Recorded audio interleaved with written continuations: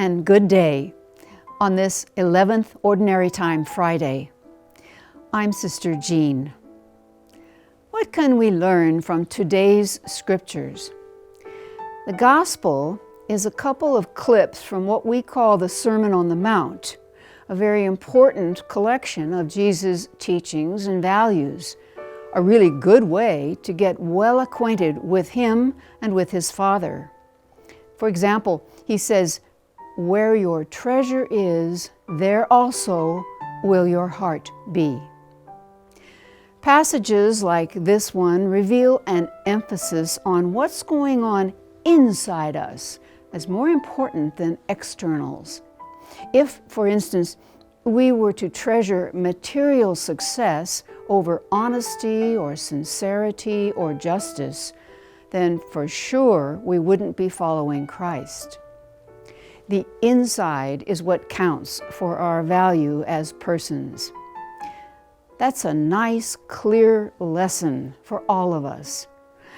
But I have to admit that the reading from 2 Kings, like much of the historical Hebrew scriptures, presents more of a puzzlement. It seems the Hebrew people are all over the map in their fidelity to God.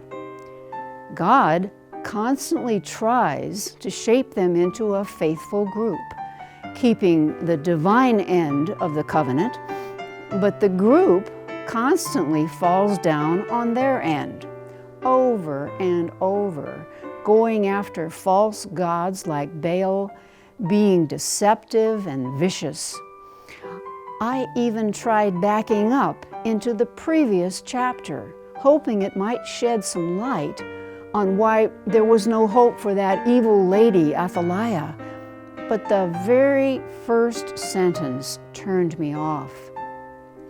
One of the Israel kings, Ahab, had 70 sons in Samaria. Then on and on about fighting and equipment and slaughtering those very sons, etc., etc. I can't handle it.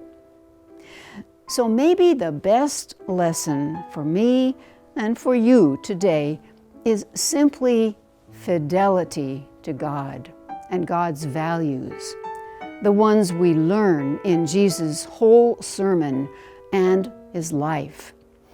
Nothing terribly new here, but right now, let's renew our covenant with God, treasuring it in our heart above every other value we have. Amen? Let it be.